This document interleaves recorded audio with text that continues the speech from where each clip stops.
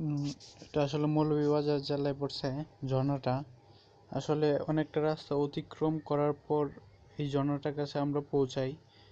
আসলে এখানে যাইতে আমাদের অনেকটা কষ্ট হয়েছে, যদিও বা মৌলভীবাজার শহর থেকে অনেকটা দূরে, তবুও যখন আমরা আমাদের টার্গেটের দিকে পৌঁছাইলাম তখন আমাদের এই কষ্টটা আমাদের শরীরে লাগেনি।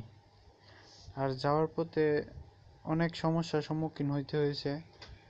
মানে ওইখানে বিভিন্ন ধরনের ঝুঁক দেখা যায়, অল্প পানিতে ছোট ছোট ঝুঁক, মানে মানুষের শরীরে মানে রক্ত চুষে নেয়। আর আসলে আমরা এই জন্যটা আপনাদেরকে সব উপর থেকে ভিডিওগুলো দেখানোর চেষ্টা করেছি।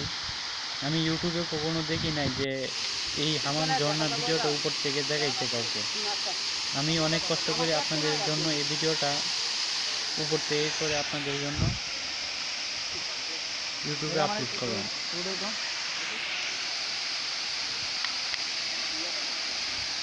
এখানে আপনারা যদি গ্রুপভাবে যান তাহলে আপনাদের খরচটা একটু কম হবে, কিন্তু যদি একা যান তাহলে আপনাদের খরচটা বেশি হয়ে যাবে।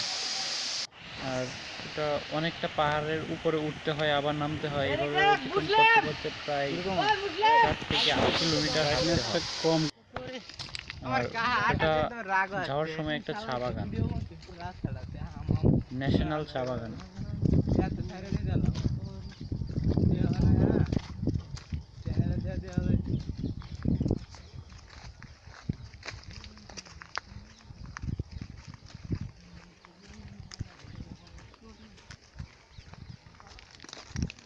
কিন্তু কিছুদিন পর এখানে গেলে এতটা কষ্ট হবে না, কারণ গাড়ি প্রায় কাছেই চলে যাবে। আসলে রাস্তার কাজ চলতেছে, এই কারণে আমাদেরকে অনেকটা হাঁটতে হয়েছে বাড়তি।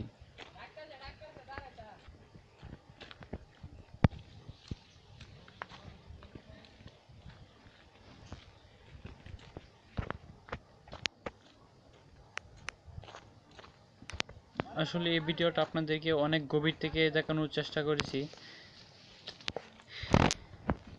আশা করি আমার ভিডিওটা আপনাদের ভালো লাগবে। আর আমার চ্যানেলটা দয়া করে সাবস্ক্রাইব করবেন।